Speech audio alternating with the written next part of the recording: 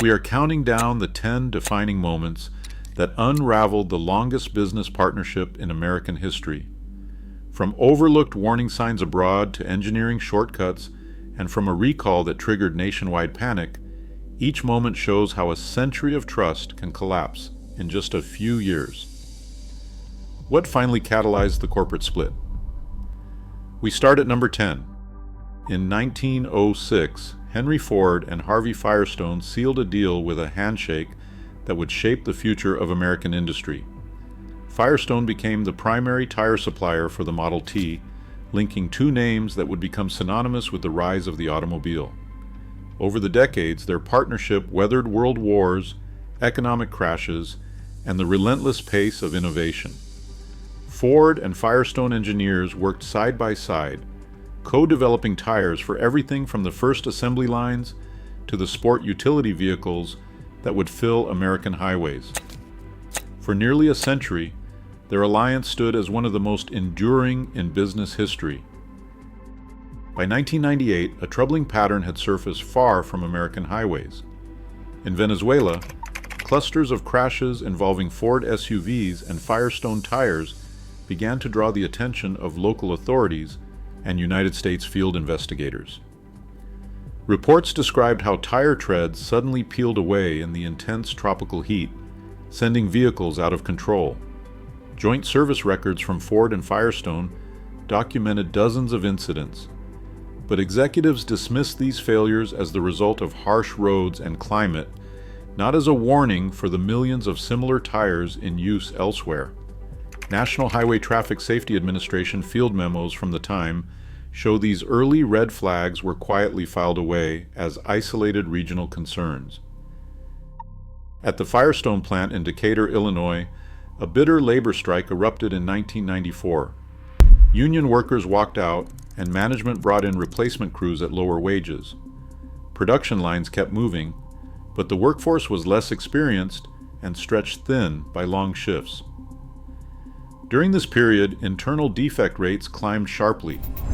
Tires made at Decatur between 1994 and 1996 showed a noticeable spike in quality control failures, especially in the areas most vulnerable to tread separation. Studies later traced many of the most dangerous tires linked to fatal crashes back to this window. The plant closed for good in 2001, but the damage from those troubled years was already done. Firestone's ATX and Wilderness AT tires carried a hidden flaw that turned ordinary drives into life or death situations. At highway speeds, the outer tread, the part gripping the road, could suddenly peel away from the tire's steel belts. The problem was not just cosmetic. The process began deep inside the tire, where adhesive bonds held rubber to steel. Over time, small cracks formed at the belt's edge, often invisible to the naked eye. Each rotation, especially under heat and stress, widened those cracks until the bond finally gave way. Centrifugal force at 65 miles per hour could rip the tread loose in a split second, leaving only the bare carcass spinning on the rim. The vehicle, thrown off balance, became almost impossible to control. For SUVs like the Explorer, which relied on these tires, a rear tire tread separation could cause a sudden swerve or even a rollover. Forensic reports from NHTSA pinpointed this failure mode as the core cause behind hundreds of crashes. The problem was limited to these models, built with a design and an adhesive recipe that could not withstand real-world conditions. The mechanics of this failure set the stage for a disaster that neither company was prepared to handle. The Ford Explorer's shape was no accident. Built on the bones of a pickup truck, its frame sat higher than most passenger cars, with a narrower track and a taller roofline. This design, borrowed from the Ranger, meant that the Explorer's center of gravity sat well above where it would in a sedan. On paper, this allowed for more cargo space and the commanding view drivers craved. In practice, it left the vehicle with a smaller margin for error. When a rear tire lost its tread at highway speed, the tall, top-heavy body could tip with little warning. Industry analysts and NHTSA investigators pointed to these proportions as a key reason rollovers were so common in these crashes. While critics later argued for a wider chassis or a lower engine to improve stability, Ford stuck with the original layout, prioritizing speed to market and cost savings. The result was a vehicle that amplified the danger of any sudden imbalance. This was a risk that would soon collide with another design compromise. Ford's official recommendation for the Explorer was a tire pressure of 26 pounds per square inch, 4 pounds lower than Firestone's own guidance of 30 pounds per square inch for the same tire. The logic behind this choice was simple. Softer tires meant more grip and a smoother ride, and most importantly, lower pressure helped mask the Explorer's tendency to tip in sudden turns. What looked like a safety tweak came at a hidden cost. As the tire flexed more with every mile, heat built up inside the sidewalls and at the edge of the steel belts. Laboratory tests and thermal analysis confirmed that this extra heat weakened the adhesive holding the tread in place. At highway speeds, the difference between 26 and 30 pounds per square inch was more than just numbers. It meant the glue-binding rubber to steel could break down much faster. What started as a workaround for rollover risk quietly set the stage for catastrophic tire failures. On August 9, 2000, Firestone announced a recall of 14.4 million tires, the largest in United States automotive history.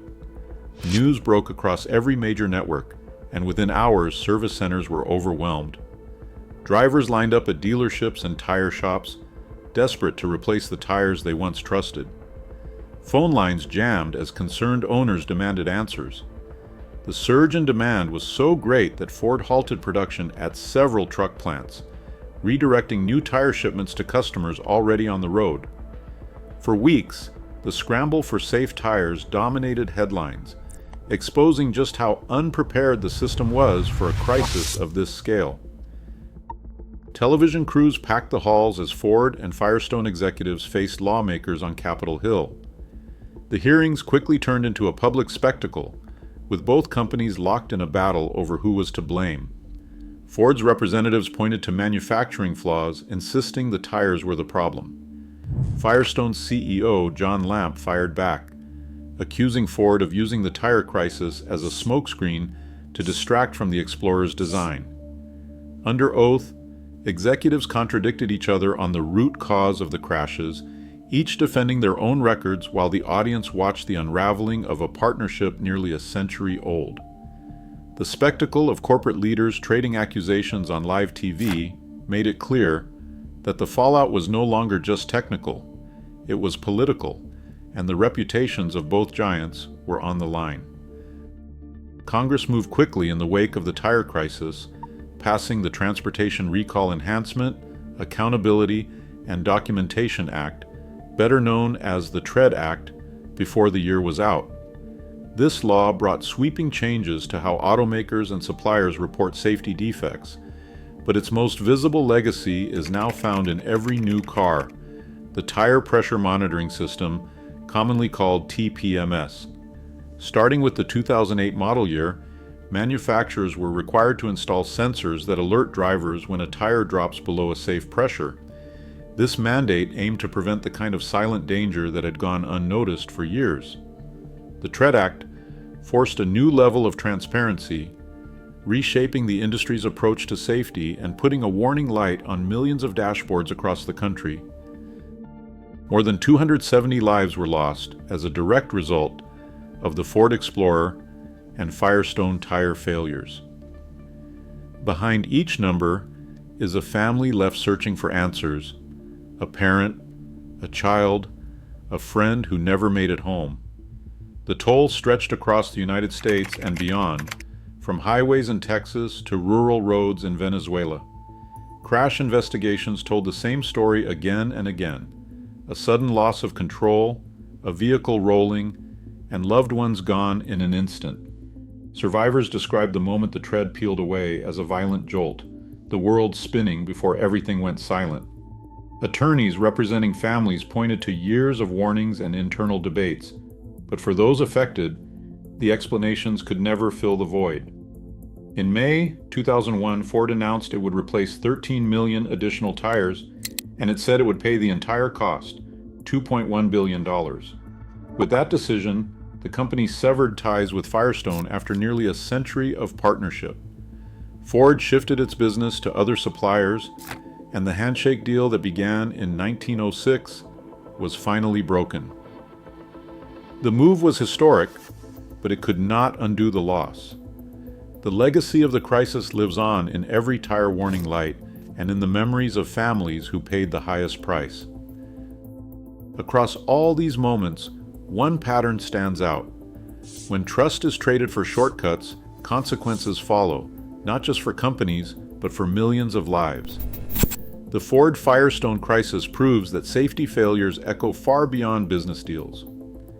In the end, accountability is not optional. It is what protects us all.